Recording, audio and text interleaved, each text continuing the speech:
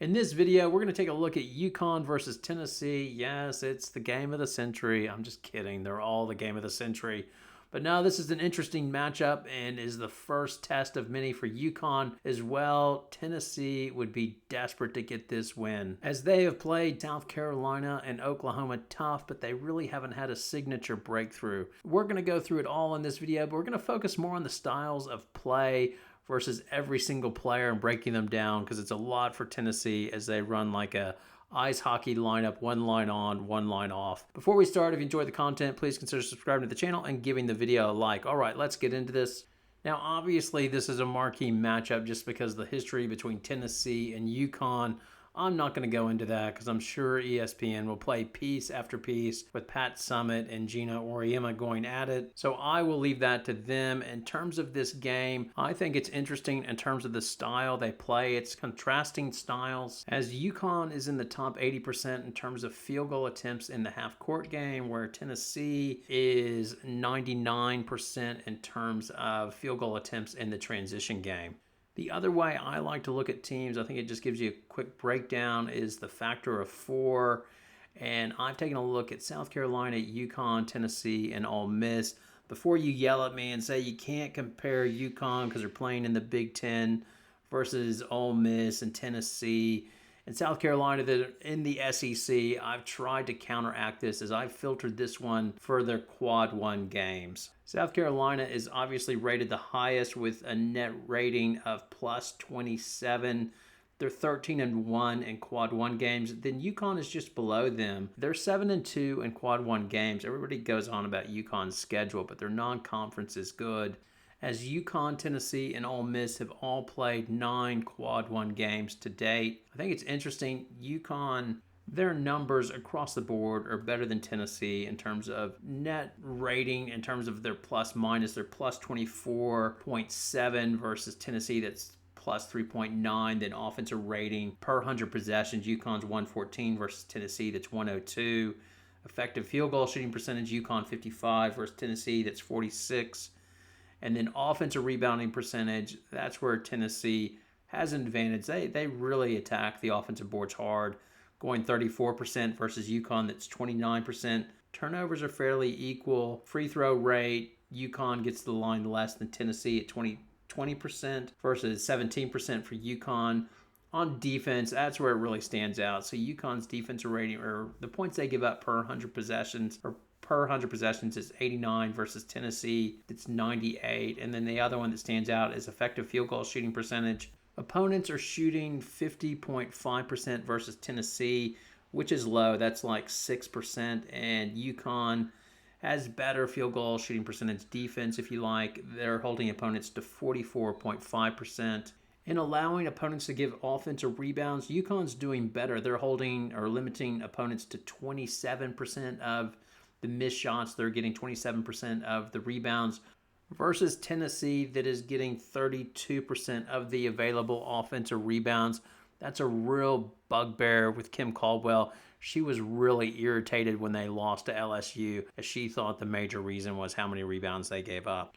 With all their pressing, it's not surprising Tennessee is better in causing opponents turnovers, so 21.7% of the opponent's possessions end in turnover for Tennessee versus 19% for UConn. And overall, Tennessee is just a very athletic, aggressive team. They try to turn you over and play in transition. That's what they do. UConn had this similar test when they played Ole Miss. I put Ole Miss in here just because I thought it was interesting how their numbers are fairly similar if you take a look at their numbers in comparison to Tennessee. So if you're a UConn fan, you say, hey, we've got this. We took Ole Miss. Well, I remind you that Ole Miss game got very interesting in the third quarter. Ole Miss got really aggressive. UConn had a lot of turnovers, and there was a run. UConn settled down and then took control of that game in the fourth quarter. AZ Fudd was real big in that game. UConn was struggling to score. In the second half, Sarah Strong was struggling to get her shot as much, as they really clamped down on her, and Fudd came to the party and gave them some much needed points. Will this be another coming out party for Fudd? That's obviously what UConn's hoping. The thing that makes Tennessee so difficult and interesting